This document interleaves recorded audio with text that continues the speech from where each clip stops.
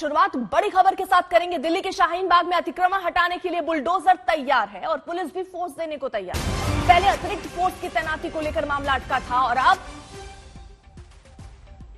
पूरी तरीके से तैयारी कर ली गई इस अभियान को चलाने के लिए। 9 मई की तारीख पहले से ही शाहीन बाग के लिए तय थी। सुबह 11 बजे एमसीडी की बड़ी कार्रवाई होनी है। आपको बता दें, अतिरिक्त पुलिस बल के लिए अपील की गई थी कि अतिरिक्त बल मिले ताकि स्थिति वहां पर सामान्य रहे और अतिक्रमण को भी हटाया जा सके। तो दिल्ली के शाहीन बाग में अतिक्रमण हटाने के लिए बुलडोजर तैयार है और पुलिस भी फोर्स देने को तैयार है। पहले अतिरिक्त फोर्स की तैनाती को लेकर मामला अटका दिख रहा था, लेकिन अब तैयारी पूरी दिख रही है। इस अभियान को लेकर 9 मई की तारीख पहले से ही शाहीन बाग के लिए तय की गई थी। कहा गया था कि 9 मई को वहां जो अतिक्रमण हुआ है उसे हटाया जाएगा। तो दिल्ली के शाहीन बाग में अवैध निर्माण पर अब बुलडोजर चलना है। सुबह 11 बजे यानी अब से 1 घंटे बाद वहां पर बड़ी कार्रवाई होगी। जो अतिक्रमण हुए हैं उन्हें हटाया जाएगा। दिल्ली पुलिस की तरफ से अतिरिक्त बल भी मिलेगा। हालांकि पहले ये दलील दी गई थी कि और जगहों पर भी पुलिस की तैनाती की गई है और इसलिए शाहीन बाग में अतिक्रमण हटाने के लिए अतिरिक्त पुलिस की जो आवश्यकता कही गई थी वो नहीं मिल पाएगी। निगम के सर्वे के बाद अवैध निर्माण पर कार्रवाई होगी। आपको बता दें, बाकायदा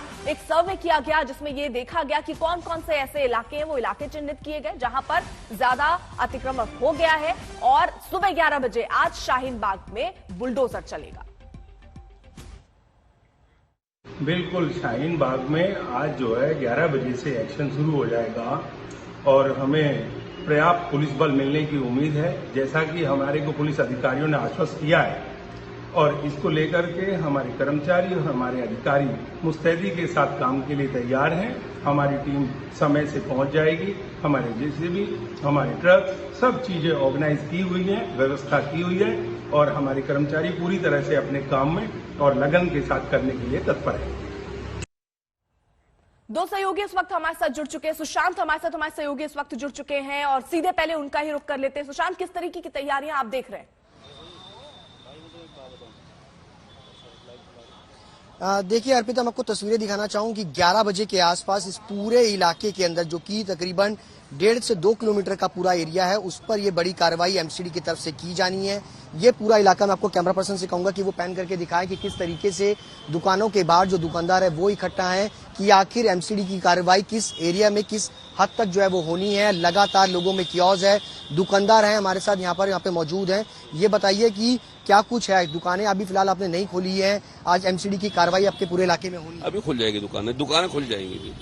हाँ, एमसीडी कार्रवाई जो है यहाँ पे क्या होगी, इसलिए जितने भी यहाँ पे दुकानें हैं ये सब जो पीडब्ल्यूडी का डिमार्केशन है उसके पीछे है। यहाँ कोई भी दुकान जो है सरकारी जगह में नहीं बनी हुई है, नहीं बनी हुई। मैं आपको तस्वीरें दिखा दूं अर्पिता, ये पूरा इलाका है जहां पर आप देखेंगे कि एमसीडी का ये पूरा एरिया है। इस एरिया में जो है वो कार्रवाई होनी है और लगातार एमसीडी की जो टीम है यहाँ पर मौजूद है और कभी भी जो है एमसीडी की टीम यहाँ पर पहुंच सकती है। लेकिन हमारे साथ इस वक्त इलाके के जो निगम पार्षद हैं वो यहाँ पर मौजूद है, वाजिद खान। वाजिद जी, ये बताइए कि आखिर क्या पूरा एक्शन प्लान है? आप इलाके से निगम पार्षद है, क्या कितने बजे कार्रवाई होगी?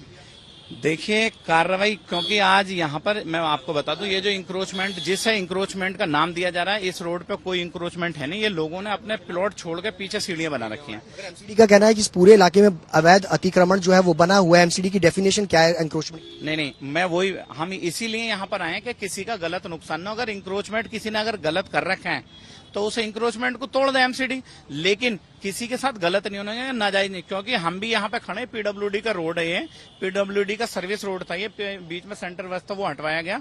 लेकिन अगर यहाँ से किसी भी तरह का नुकसान, किसी का गलत अगर एमसीडी कर दिया, तो इसी वजह से हम यहाँ पे सब लोग आए कि भाई अपने सामने नुकसान किसी का गलत तरीके से नहीं होना चाहिए। अगर किसी ने इंक्रोच किया तो उसे तोड़ दो। इंक्रोचमेंट के लिए एमसीडी पे दस्ता होता पूरा, हर हफ्ते वीकली पूरे जोन के अंदर प्रोग्राम लगते हैं।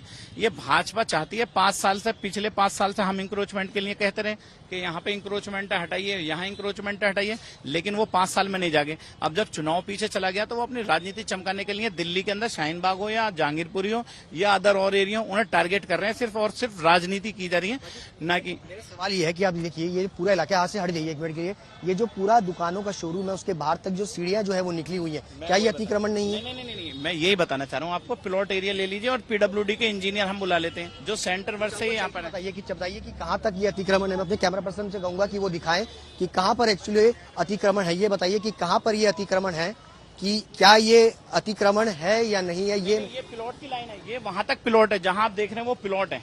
ये पीडब्ल्यूडी का सेंटर वर्ज है, ये बना हुआ, यहाँ पे ये सेंटर वर्ज बना हुआ था। ये इनका प्लॉट एरिया यहाँ तक है, जहाँ पे आप सीढ़ी दिख रहे हैं ना, यहाँ तक इनका प्लॉट एरिया। ये जो पिलर दिखाई दे रहा ये इनके प्लॉट के अंदर है, अपनी जमीन के अंदर है।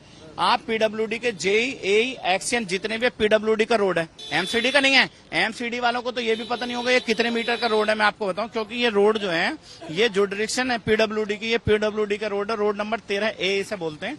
यहाँ पे एमसीडी आ रही है। आज तक एमसीडी ने कोई इंक्रोचमेंट का प्रोग्राम नहीं लगाया, लेकिन आनंद फानंद में भाजपा वाले मेयर ये चाहते हैं कि जी यहाँ किसी भी तरह का वायलेंस हो। सीएनआरसी का प्रोटेस्ट हुआ था और वो चाहते हैं कि यहाँ पे एकदम प्रोग्राम लगाएं। मैंने इंक्रोच ये बताइए कि मेरे सामने ये प्लॉट जो है मुझे नजर आ रहा है, यहाँ पर आपको सीढ़ियां नजर आ रही होंगी। ये सीढ़ियां क्या अतिक्रमण है या नहीं है? ये भी प्लॉट है उनका, जहाँ तक इनकी सीढ़ी दीवार तो वहां तक नजर आ रही है प्लॉट की, और उसके आगे तक सीढ़ी। वो बिल्कुल सही है। आगे अपने लोगों ने रोड की जगह छोड़कर रोड के आगे जगह छोड़ी है अपने शोरूम के लिए, यहाँ पे आगे बाहर सामान रखने के लिए। जैसे लोग बाहर इंक्रोच करके सामान रख देते हैं दुकानों के आगे, वो ना करके उन्होंने अपने प्लॉट के पहले पुराने बने हुए हैं, तो उन्होंने अपनी जगह छोड़ी उस टाइम पे। ये हाँ है प्लॉट, उनका प्लॉट बाहर तक है। अगर वो बनाएंगे, जरा अगर मुमकिन हो तो जरा तस्वीरें भी दिखाइए, किस तरीके का ये इलाका है सुशांत।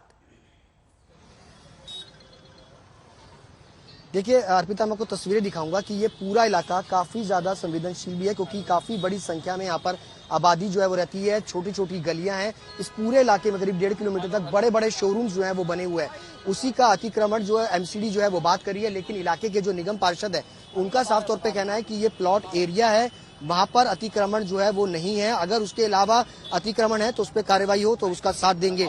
लेकिन वाजिद लगातार हमारे साथ बने हुए हैं। वाजिद, मैं आपसे ये समझना चाहूंगा कि ये एमसीडी का ये जो फुटपाथ है, इस फुटपाथ से लेकर के अगर क्या ये सीढ़ियां, ये जो पिलर हमें नजर आ रहा है, क्या यहाँ तक अतिक्रमण है या फिर कहाँ तक अतिक्रमण है? ये जो इनका ये एरिया प्लॉट एरिया और यहीं तक सीढ़ियां इनकी, ये इनका प्लॉट एरिया यहाँ से शुरू होता, पूरा इनका अपना प्लॉट एरिया है। ये जो हिस्सा इतना है ये पूरा अतिक्रमण पे है। ये वाली सीढ़ी कह सकते हैं आप, हाँ ये सीढ़ी इस प्लॉट के बाहर है। अगर एक सीढ़ी आदमी ने बनाई है वो इंक्रोच में ये है, लेकिन इसके बाद अगर ये कहना है कि ये वाला एरिया जो पीछे इन्होंने बना रखा है ये अतिक्रमण में, क्योंकि इनकी ये जो पिलर है ये इनकी अपनी प्रॉपर्टी है। एमसीडी का दावा है कि भैया कि जिस इलाके में उन्होंने सर्वे किया है, जामिया नगर पुलिस स्टेशन से लेकर कालंदी कुंज, इस पूरे इलाके में बड़ा अतिक्रमण है, इस पर कार्रवाई जो है वो होनी है। मैं कम से कम 50 बार एमसीडी को इसमें हमने कहा कि जमुना वाले रोड पर, जो पूरा जमुना वाला रोड है जहां वो अतिक्रमण बता रहे हैं, उत्तर प्रदेश सिंचाई विभाग का रोड है, वो उत्तर प्रदेश सिंचाई विभाग का रोड है वो। उसकी भी लिस्ट है एमसीडी के पास कि वहां पर भी नहीं, मैं बता रहा हूँ आपको, वही बताने जा रहा हूँ। उत्तर प्रदेश सिंचाई विभाग का वो रोड था, उस पर था कि हम 50 बार हम कह चुके कि इनका इंक्रोचमेंट हटाइए। फर्नीचर वालों ने 100 फीट आगे लगा रखा है, 50 फीट आगे तक लगा रखा है, लेकिन उसके बावजूद भी वो नहीं आए। मैंने खुद एप्लीकेशन दी है। लेकिन मैं ये पूछना चाहता हूँ एमसीडी से भी, और जो जिस तरह से भाजपा के प्रेशर में आके एमसीडी ने ये तत्काल में एकदम इंक्रोचमेंट का काम लगाया, क्योंकि जब उनका कार्यकाल खत्म होने वाला है मेयर साहब का, उन्हें अब नींद से जागे कि अब हमें दिल्ली को सुंदर बनाना। पिछले 5 साल से इंक्रोचमेंट पे लगातार 5 साल से इंक्रोचमेंट को हटाना चाहिए था। देखिए एंक्रोचमेंट आने को लेकर के तस्वीरें देखिए कि लगातार दुकानदार जो है वो अब बाहर आ रहे हैं, क्योंकि 10 बजे का वक्त हो चुका है और ऐसे में लोग चाहते हैं कि कार्रवाई ना हो। लेकिन एमसीडी के जो जोन के चेयरमैन हैं उन्होंने साफ तौर पे कहा है कि यहाँ पर कार्रवाई जो है वो होगी। 11 बजे के आसपास उनको आश्वासन है कि वो पुलिस बल जो है उनको मिलेगा। तमाम यहाँ पर लोग यहाँ पर मौजूद है, दुकानदार हैं। अभी तक दुकान आप सब लोगों ने नहीं खोली है, क्या कुछ कहेंगे? दुकान 12 बजे खुलती है, अभी टाइम नहीं हुआ ना। 12 बजे दुकान खुलती है, दुकानें खोलेंगी। कोई किसी के अफवाह उड़ाने से जो है इस तरह के काम नहीं चलते। ने कहा है कि कार्रवाई होगी और यहाँ पर कार्रवाई उन लोगों पे हो ना जिन्होंने आगे बढ़ा रखा है। यहाँ लीगल है, लोग सब अपने अपने हद में लोगों ने मकान बना रखा है। किसी ने रोड के ऊपर मकान नहीं बना रखा। अगर मकान बना हुआ है तो जामिया नगर का हमारा थाना इलीगल जगह पे बना हुआ है, आप उसको तोड़ो। शाहीन बाग का थाना अनुथराई जगह बना हुआ, वो एनक्रोचमेंट है, उसको हटाओ। आप भाजपा का कार्यालय बना हुआ है, वो अवैध जगह बना हुआ, उसको हटाओ। और अवैध कहकर अगर किसी का घर तोड़ते हो तो पूरी दिल्ली 80% अवैध है, आप तोड़ो पूरी दिल्ली को।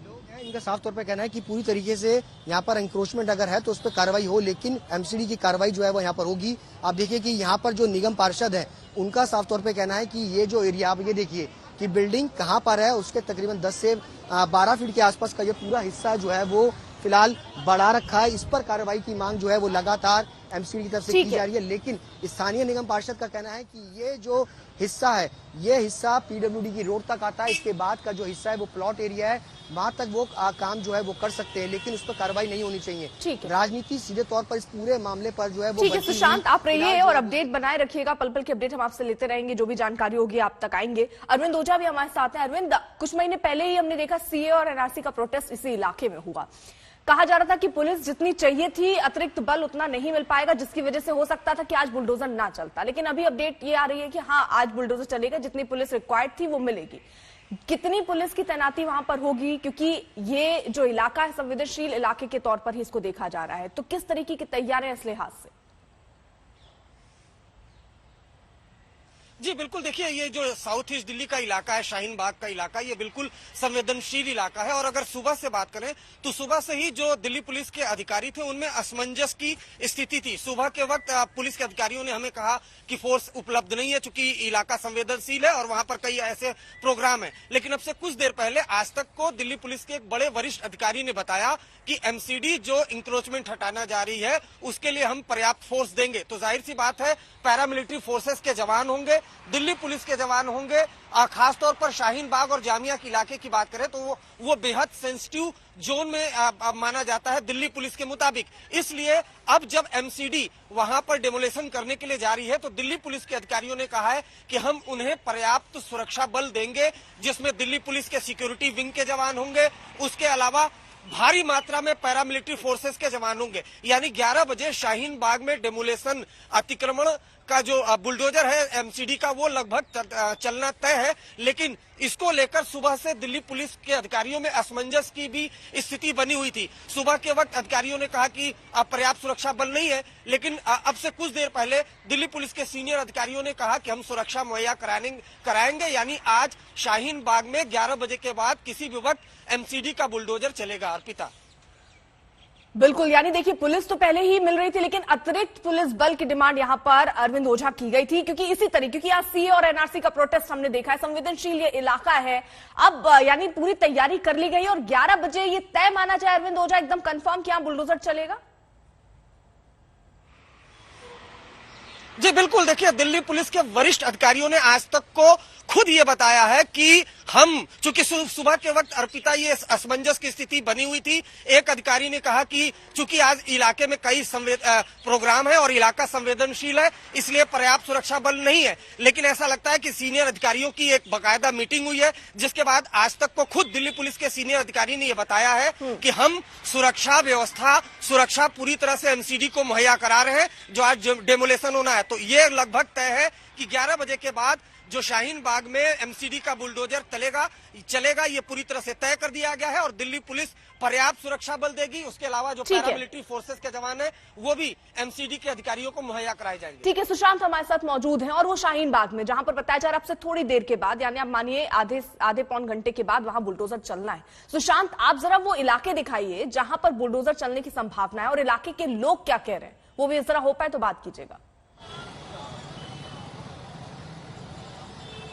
देखिए, मैं आपको बता दूं कि मैं इस वक्त शाहीन बाग के उसी इलाके में मौजूद हूं जहां पर अब से तकरीबन आधे घंटे बाद जो है एमसीडी की कार्रवाई जो है वो हो सकती है, जो कि सेंट्रल जोन के चेयरमैन है। ये तस्वीरें आप देखिए, ये पूरा जो इलाका है, ये शाहीन बाग का ये पूरा इलाका है जहां पर अतिक्रमण जो है वो तकरीबन 1 से 1.5 किलोमीटर के हिस्से के अंदर बना हुआ है, जिस पर आज कार्रवाई जो है वो हो सकती है 11 बजे के आसपास। अब दिल्ली पुलिस भी जो है पर्याप्त जो है वो यहाँ पर पुलिस बल जो है वो प्रोवाइड कराएगी, जिस पर कार्रवाई जो है वो हो सकती है। ये आप दुकानें देखिए, दुकानों के बाहर जो यहाँ पे लोग हैं, यहाँ के जो स्थानीय निगम पार्षद, उनका कहना है कि यहाँ तक पीडब्ल्यूडी का रोड है, ये फुटपाथ है, इसके आगे जो है वो प्लॉट एरिया है। लेकिन आप समझिए कि आखिरकार ये डेमोलेशन है क्या। एमसीडी का जो मानना है कि ये जो सीढ़ियां यहाँ पर आप देख रहे हैं, जो कि प्लॉट जहाँ पे दुकान का शटर है वहीं तक ही अगर बात की जाए तो दुकानें हैं, इसके आगे का जो पूरा हिस्सा है वो अतिक्रमण पर बना हुआ है, जिस पर कार्रवाई होनी है।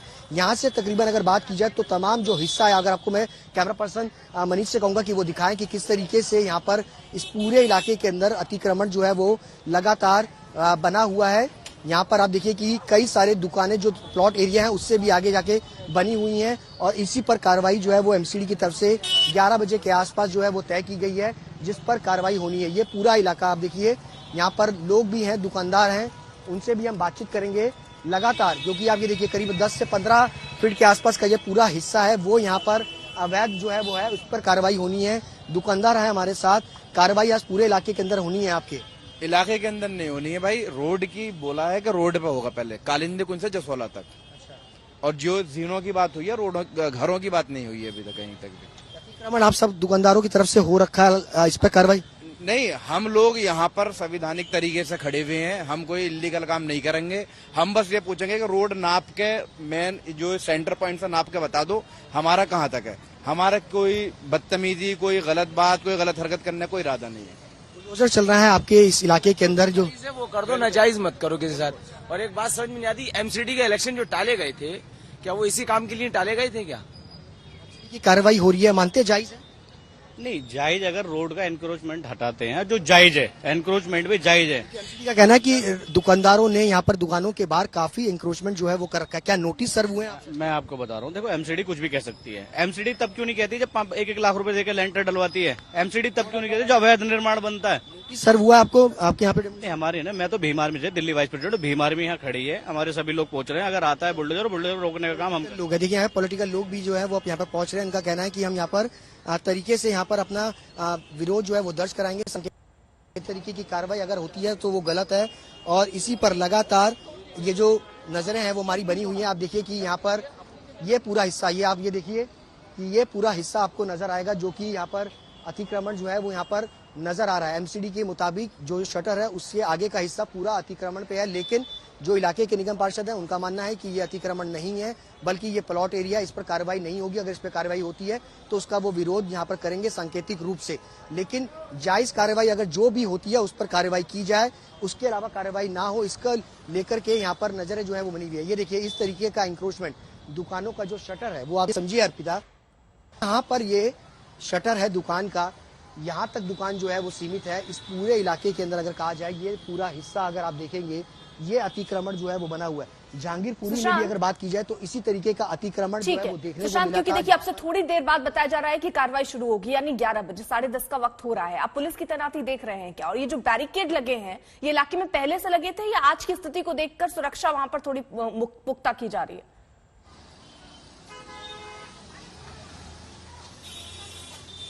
देखिए फिलहाल अभी यहाँ पर अगर बात की जाए तो जो रूटीन यहाँ पर पुलिस यहाँ पर मौजूद रहती है वही फिलहाल मौजूद है। 11 बजे के आसपास कार्रवाई होनी है, तो अब से थोड़ी देर बाद अगर जिस तरीके से हमारे सहयोगी अरविंद ओझा बता रहे थे कि पुलिस के आला अधिकारियों ने बताया है कि यहाँ पर पुलिस बल जो है वो पर्याप्त एमसीडी को दिया जाएगा, और अगर वहां पर पर्याप्त एमसीडी की तरफ से जो कार्रवाई होनी है उस पर पुलिस बल मिलता है तो अब से थोड़ी देर बाद भारी संख्या में पुलिस बल जो है वो यहाँ पर इलाके में नजर आएगा। नॉर्मल रूटीन पर जो बैरिकेटिंग से जो पुलिस बल यहाँ पर तैनात होता है वो यहाँ पर पहले से मौजूद है, लेकिन जब ये कार्रवाई होगी उस दौरान निश्चित तौर पर बड़ी संख्या में पुलिस बल भी जो है वो यहाँ पर नजर आएगा। अर्पिता, ठीक है सुशांत, आप नजर बनाए रखिए। तो अब से थोड़ी देर के बाद बताया जा रहा है कि वहां बुलडोजर से अतिक्रमण हटाने की जो प्रक्रिया है वो शुरू होगी। अब देखना होगा, क्योंकि जो स्थानीय लोग हैं वो ये बात कह रहे हैं कि जो भी अतिक्रमण है अगर उसको हटाया जाता है तब तक वो उसका विरोध नहीं करेंगे, लेकिन सारे डॉक्यूमेंट जरूर वो चेक करेंगे। तो यानी स्थिति तनातनी की हो सकती है, इसीलिए अतिरिक्त बल की भी डिमांड यहां पर किया गया था। सीधे आपको लिए चलते हैं, नवनीत राणा कुछ कह रही। मंत्री, आमचे प्रधानमंत्री आणि ओम बिर्ला साहेब ज्यांचे सभागृहाचे आम्ही मेंबर आहोत त्यांना जाऊन मी भेटणार आहे, आणि जेही माझ्यासोबत घडलं लॉकअप पासून ते जेल पर्यंत त्यांनी जे व्यवहार एक लोकप्रतिनिधी सोबत केला, ठीक आहे, आम्ही मानतो की जेलानंतर गेल्यानंतर तिथे आपण लोकप्रतिनिधी नसतो आणि आपण क्रिमिनल सारखा तुम्ही ट्रीट करता, पण त्याचेही काही नियम कायदे असतात. मला वाटते की आमचे आदरणीय दादासाहेबांनी, ज्यांना आम्ही दादा पूर्ण महाराष्ट्र बोलते आणि त्यांना आम्ही सुद्धा रिस्पेक्ट करतो आणि दादा आम्हाला ओळखते. दादासारखी एक सेकंड ना, दादासारखी व्यक्तीनी असं भाष्य करणं मला वाटते आमच्यासारखे लोकांना डिमॉरलाइज करण्याचं काम करत आहे. तो पण मी दादांना एक रिक्वेस्ट करन, दादांनी पोलीस स्टेशनची गोष्ट केली, ठीक आहे, ते व्हिडिओ व्हायरल केला, पण दादा एक महिला सोबत तुम्ही असताना या महाराष्ट्रामध्ये मुख्यमंत्री काही कामाचं नाहीये, ते आपल्यालाही माहिती आहे, आणि तुम्हीच मुख्यमंत्रीचे पदापेक्षा जास्त कामं करतात. तर आपण सुद्धा याची माहिती घ्यावं की लॉकअप पासून आणि जेलापर्यंत कोणत्या पद्धतीने आमच्यासोबत व्यवहार झाला त्याची चौकशी जर आपण केली तर आपल्याला माहित पडेल, कारण आपण ठोक-रोक बोलणारे व्यक्ती आहे, तर त्याची माहिती घेऊन त्याच्यावर सुद्धा आपण बोललो पाहिजे, एवढी विनंती करते। आज मैं दिल्ली जाने वाली हूँ और दिल्ली जाके पहले तो मैं बार बार यही कह रही हूँ कि हमने कोर्ट का हमेशा सम्मान किया है और मैं करती आ रही हूँ, और ये भारतीय नागरिक होने के नाते हमारे इस देश में रहने वाला हर एक व्यक्ति कोर्ट का सम्मान करता है, उसी तरीके से हम भी करते हैं। Court has given special line orders कि वो सब्जेक्ट पर हम कोई भी बात नहीं करेंगे। हमने ऑफेंस के बारे में बात नहीं की, हमने किस तरीके से ऑफेंस लगाया उसके बारे में बात नहीं की। वो सब बातें बाजू में रख के जो मेरे साथ लॉकअप से लेके जेल में हुआ, मेरी हेल्थ इश्यू को लेके जिस तरीके से उन्होंने अवॉइड किया, वो सब चीजों पे मेरा बात करना, लोगों को सामने लाके बताना। अगर एक लोक प्रतिनिधि के साथ में ऐसा हो सकता है तो एक आम पब्लिक के साथ में किस तरीके से व्यवहार होता है, ये मेरा बोलना बहुत जरूरी है। और एज ए लोक प्रतिनिधि ये संविधान ने मुझे अधिकार दिया है, मेरा अधिकार मुझसे किसी ने नहीं छीनना चाहिए। मैं आपको ये बताती हूँ कि दिल्ली जाकर मेरे देश के, हमारे देश के जो महिलाओं को रिस्पेक्ट करने वाले, जो महिलाओं के प्रति भावना रखने वाले, ऐसे हमारे देश के गृह मंत्री, हमारे देश के प्रधानमंत्री और हम जिस सभागृह के मेंबर हैं, ऐसे लोकसभा अध्यक्ष हमारे ओम बिरला साहब, इनको जाके जो चीजें मेरे साथ हुई हैं उनके अगेंस्ट कंप्लेंट देने वाली, क्योंकि महाराष्ट्र में मैंने कंप्लेंट दे के भी जिन्होंने खुलेआम गुंडे शाही के शब्दों में मुझे कहा कि इनको 20 फुट गाड़ देंगे और शमशान में इनके जलाने के लिए सामग्री भी पहुंचा दी गई है, तो मुझे लगता है इसके अगेंस्ट में दिल्ली जाके, जहां मेरा घर है, वो पुलिस स्टेशन जाके हम कंप्लेन करेंगे और जितनी भी चीजें लॉकअप से जेल तक हुई है उसके अगेंस्ट में कार्रवाई की मांग करूंगी मैं। और ऐसे कोई भी लोक प्रतिनिधि हो या आम व्यक्ति, नागरिक हो या महाराष्ट्र के या देश का, उसके साथ ऐसी दुर्घटना नहीं होनी चाहिए।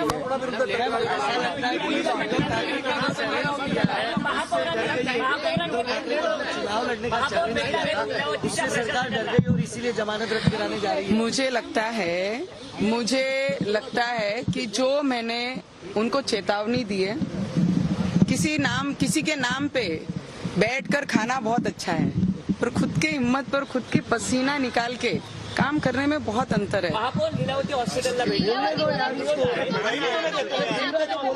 और जिस तरीके से उद्धव ठाकरे बहुत ज्ञान की बातें करते हैं, मुझे उनको एक प्रश्न है, बीजेपी के पीठ पे खंजर घोंपने वाले ने सिद्धांतों की बात नहीं करनी चाहिए। सिद्धांत उद्धव ठाकरे के साथ में नहीं, बाड़ा साहब के साथ थे। सिद्धांत बाड़ा साहब के साथ चले गए और उद्धव ठाकरे ने जिस तरीके से धोखा देके बीजेपी के पीठ में खंजर खोपा है, उन्होंने हमको सिद्धांतों का ज्ञान नहीं देना चाहिए। सिद्धांतों का ज्ञान हम लेके चलते हैं, तो उन्होंने नहीं सिखाना चाहिए।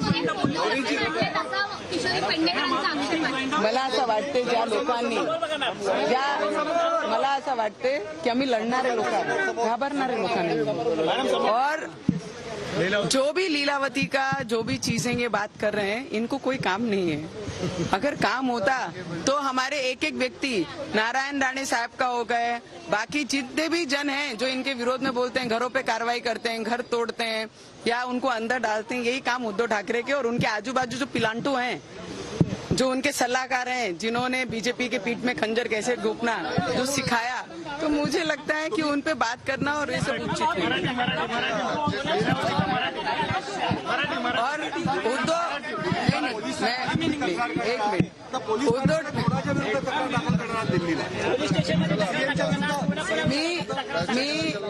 मैं एक चीज बता सकती हूँ कि 5 साल देवेंद्र साहब ने भी राज्य चलाया है। ऐसी श्रूड की राजनीति कहीं पर भी महाराष्ट्र में कभी नहीं हुई। अगर सीखना है उद्धव ठाकरे जी को, तो उन्होंने देवेंद्र साहब से सीखना चाहिए कि महाराष्ट्र किस तरीके से चलाना चाहिए और किस भावना से चलाना चाहिए। श्रूड बुद्धि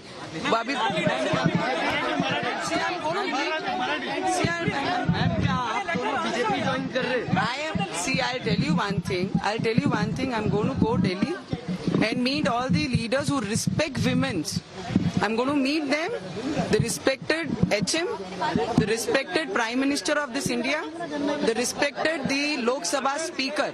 I'm going to meet him and I'm going to tell him what happened from jail to the lockup, from lockup to the jail. I'm going to request him, and if he gives me time, I'm going to meet and give him all the details what happened with me as a female. I am the first female in Maharashtra who's gone to jail as a representative, and that too which subject I have gone to jail. That is my question. I'm going to go and ask him to inquire about this. Whatever happened with me, it is not justice, it's injustice. It has happened to me and to MLA. If it is this kind of action is happening against this kind of people, I think this is not the way the Maharashtra has seen before. So, see, I have spoken to everyone. Yes. See, I have spoken to Om Birla Sahib also. I have spoken to him also. And we'll see you in Delhi. Madam, photo.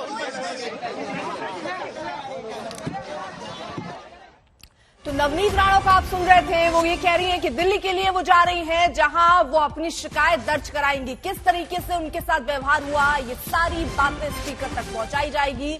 Uddhav Thackeray ने BJP को धोखा दिया, वो ये बात कह रही है कि जब वो बीजेपी को धोखा दे सकते तो आप समझिए जो खंजर भोंकते हैं वो सिद्धांतों की बात ना करें तो अच्छा है। तो नवनीत राणा यहां ये बताती हुई कि किस तरीके से एक महिला का अपमान हुआ, वो शिकायत लेकर स्पीकर के पास जाएंगे। हमने केस को लेकर कोई बात नहीं की क्योंकि कोर्ट का आपको बता दें आदेश था, जो जमानत मिली थी उस शर्तों के साथ, उसमें यह कहा गया था कि पत्रकारों से वो इस संदर्भ में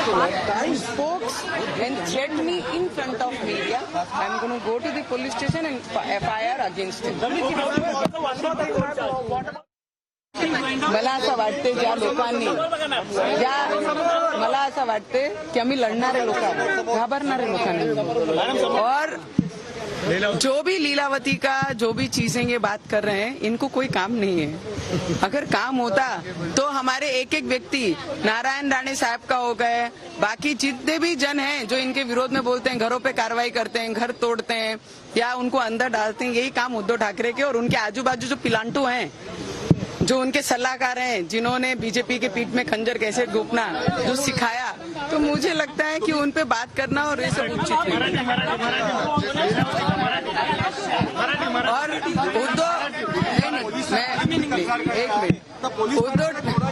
normal person, I think it happened to injustice with me. It should not happen with any other person who is living in Maharashtra or anywhere. So I think मैंने सब कह दिया है. So I think we'll meet in Delhi. तो फिलहाल दिल्ली के लिए वो रवाना हो गई हैं। बकायदा वो अपनी शिकायत दर्ज कराने वाली हैं स्पीकर से, और वो ये भी कह रही हैं कि उन लोगों से भी मिलने की कोशिश होगी जो उनकी बात सुनेंगे। हालांकि अमित शाह से उनकी मुलाकात संभव नहीं दिख रही है, लेकिन वो किससे किससे मिलती है एक बात तो उन्होंने साफ कर दी, सीधे तौर पर अगर कोई निशाने पड़ता तो उद्धव ठाकरे सरकार, और साथ ही साथ वो ये भी नसीहत दे दी कि अगर उद्धव ठाकरे को सीखना है तो देवेंद्र फडणवीस से सीखे। नवनीत राणा फिलहाल दिल्ली के लिए रवाना हो चुकी हैं, वहां जाकर वो अपनी शिकायत दर्ज कराएंगी। लेकिन इस बीच उद्धव सरकार ने भी ये तैयारी कर ली है कि कोर्ट की अवमानना के तौर पर कोर्ट के पास जाया जाए, क्योंकि जमानत शर्तों के साथ मिली थी और ये कहा गया था कि प्रेस से वो इस संदर्भ में बात नहीं करेंगी। सरकार का ये कहना है, उद्धव सरकार का, कि उन्होंने उस नियम को तोड़ा है, इसलिए उनके जमानत को अब रद्द करके उनके खिलाफ एक्शन लेना चाहिए। महाराष्ट्र से शुरू हुई हनुमान चालीसा की सियासी जंग अब नए मुकाम पर है। बीजेपी खुलकर राणा दंपति के साथ आ गई है। जमानत पर रिहा नवनीत और रवि राणा ने तीखे तेवर दिखाए। दोनों आज दिल्ली में उद्धव सरकार की शिकायत करेंगे। उधर उद्धव सरकार कानूनी जंग के जरिए दोनों को फिर से जेल की सलाखों के पीछे पहुंचाने की कोशिश करेगी। आज मैं दिल्ली जाने वाली हूं और दिल्ली जाके पहले तो मैं बार बार यही कह रही हूं कि हमने कोर्ट का हमेशा सम्मान किया है और मैं करती आ रही हूं, और ये भारतीय नागरिक होने के नाते हमारे इस देश में रहने वाला हर एक व्यक्ति कोर्ट का सम्मान करता है, उसी तरीके से हम भी करते हैं। Court has given special 9 orders कि वो सब हम कोई भी बात नहीं करेंगे। हमने ऑफेंस के बारे में बात नहीं की, हमने किस तरीके से ऑफेंस लगाया उसके बारे में बात नहीं की। वो सब बातें बाजू में रख के जो मेरे साथ लॉकअप से लेके जेल में हुआ, मेरी हेल्थ इश्यू को लेके जिस तरीके से उन्होंने अवॉइड किया, वो सब चीजों पे मेरा बात करना, लोगों को सामने लाके बताना। अगर एक लोक प्रतिनिधि के साथ में ऐसा हो सकता है तो एक आम पब्लिक के साथ में किस तरीके से व्यवहार होता है, ये मेरा बोलना बहुत जरूरी है। और एज ए लोक प्रतिनिधि ये संविधान ने मुझे अधिकार दिया है।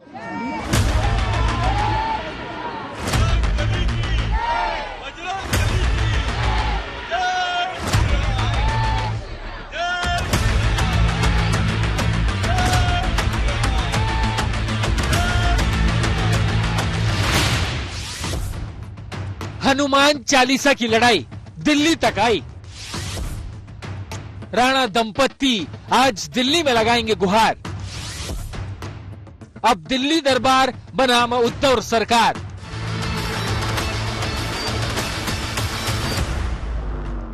महाराष्ट्र में हिंदुत्व का सबसे बड़ा झंडा बरदार होने का सियासी रण हनुमान चालीसा के बहाने शुरू हुआ और अब ये दिल्ली तक आ गया है। कड़ी शर्तों के साथ जमानत पर छूटे राणा दंपत्ति आज दिल्ली आ रहे हैं।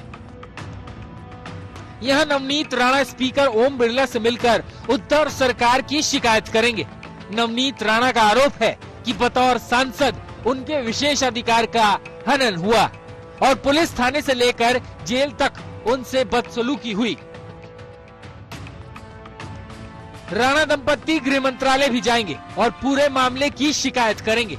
हालांकि उनकी गृह मंत्री अमित शाह से मुलाकात नहीं हो पाएगी क्योंकि शाह असम के दौरे पर हैं। अस्पताल से छुट्टी के बाद राणा दंपत्ति ने अपने तेवर पहले ही दिखा दिए थे। नवनीत राणा हाथों में हनुमान की मूर्ति और गले में राम नाम का दुपट्टा ओढ़कर अस्पताल से निकली और सीधे उद्धव सरकार को निशाने पर ले लिया। ठाकरे सरकार को मेरा प्रश्न है कि मैंने ऐसी क्या गलती की जिसकी मुझे आज सजा इन लोगों ने दी।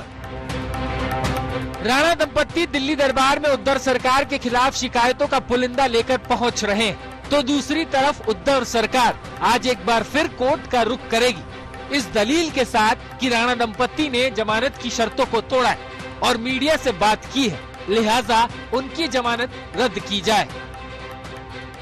मेरा ऐसा सेटिस्फेक्शन हो गया है कि नवनीत राणा और रवि राणा दोनों ने भी उनका जो कंडीशन था कि वो उनको जो बेल हो गया, वो जो विषय है, सब्जेक्ट है, उसके बारे में मीडिया के सामने कोई भी विधान ना करे, ये जो उनका कंडीशन है उस कंडीशन का उन्होंने भंग किया है, वायोलेशन किया है।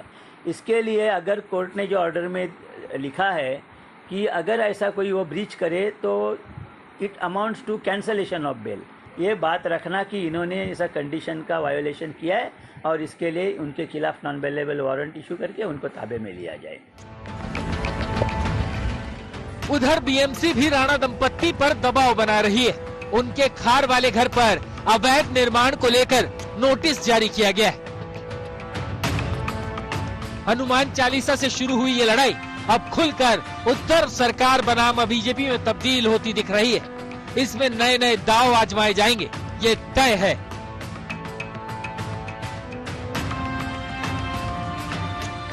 मुंबई से साहिल जोशी के साथ पंकज उपाध्याय, दिल्ली आज तक। तो अपनी शिकायत लेकर दिल्ली के लिए रवाना हो चुकी है नवनीत राणा और सीधे तौर पर उद्धव सरकार को निशाने पर लिया और कहा कि किस तरीके से एक महिला के साथ अन्याय हुआ है, ये वो लोकसभा स्पीकर को बताने वाली है। दिल्ली तक अभी शिकायत पहुंची है। उन्होंने ये भी कहा कि आखिरकार मेरा कसूर क्या है। बेल रद्द होने का इस बीच आपको बता दें खतरा बढ़ता हुआ भी नजर आ रहा है, क्योंकि उद्धव सरकार की तरफ से साफ तौर पर कह दिया गया है कि जो शर्त रखी गई थी जमानत को लेकर, उस शर्त की अवमानना, कोर्ट की अवमानना उन्होंने की है और इसको लेकर कोर्ट के पास एक बार फिर से अपील करेगी सरकार। इस बीच नवनीत राणा अपनी शिकायत लेकर दिल्ली पहुंची हैं। अमित शाह से उनकी मुलाकात नहीं हो पाएगी। असम दौरे पर हैं अमित शाह, लेकिन उन्होंने कहा कि जो मुमकिन है उनसे वो मुलाकात करके अपनी समस्या, अपनी शिकायत बताएंगी। तो नवनीत राणा दिल्ली के लिए रवाना हो गए, लेकिन उससे पहले पत्रकारों से बात करते हुए सीधे तौर पर उद्धव ठाकरे पर निशाना साधा। कहा कि बीजेपी को उन्होंने धोखा दिया। तो जो इंसान खुद खंजर गोपता हो वो अगर किसी और दूसरे को सिद्धांत ना सिखाए तो वो ज्यादा सही है। नवनीत राणा यहां पर जमकर बरसती हुई नजर आ रही हैं। हमने केस को लेकर कोई बात नहीं की है। जिस तरीके के शर्त जमानत के वक्त रखे गए थे उसको लेकर सफाई वो दे रही कि कोर्ट ने जिस तरीके की शर्त रखी थी उसको लेकर हमने केस पर कोई बात नहीं की है। साथ ही साथ फडणवीस से सीखना चाहिए कि किस तरीके से सरकार चलानी है। ये नसीहत भी दे गई नवनीत राणा जाते जाते।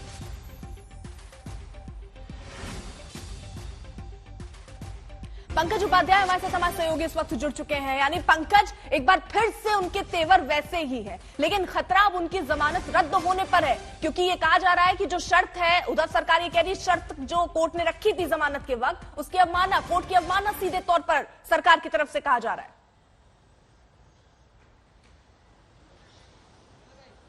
देखिए, राणा दंपत्ति का कहना है कि वो कोर्ट का आदर करते हैं और उन्होंने कोर्ट की कोई भी अवमानना नहीं करी है। जो जैसा कि बेल कंडीशन में लिखा गया था कि केस के बारे में बात नहीं करनी है, तो राणा दंपत्ति का कहना है कि केस के बारे में उन्होंने बात नहीं करी है। उन्होंने किसी भी चीज का ऐसा जिक्र नहीं किया है जिससे उनकी ऐसा लगे या ऐसा प्रतीत हो कि कोर्ट की अवमानना हुई है। लेकिन जैसा कि आपने सही कहा, जो तेवर है वो ज्यों के त्यों बने हुए हैं। जाते जाते भी काफी कुछ खरी खोटी सुनाई है, ना सिर्फ शिवसेना को बल्कि महाराष्ट्र के मुख्यमंत्री उद्धव ठाकरे को भी। अब सबसे, जैसा कि आपको पता है, पूर्व मुख्यमंत्री देवेंद्र फडणवीस यहां आए थे, किरीट सोमैया यहां पर आए थे, राम कदम यहां पर आए थे, मोहित कंबोज यहां पर आए थे। इन सब नेताओं का यहां पर आना और नवनीत राणा को सपोर्ट देना, उसका नतीजा यह हुआ है कि आज बड़े ही अग्रेसिव अंदाज में नवनीत राणा ने कहा है कि शिवसेना कम से कम उन्हें सिद्धांतों की बात ना करे, क्योंकि खंजर घोपा है भारतीय जनता पार्टी के कंधे में सरकार बनाने के लिए। और यह भी कहा कि सरकार किस तरीके से चलाई जाती है उद्धव ठाकरे को ये तो देवेंद्र फडणवीस से सीखना चाहिए।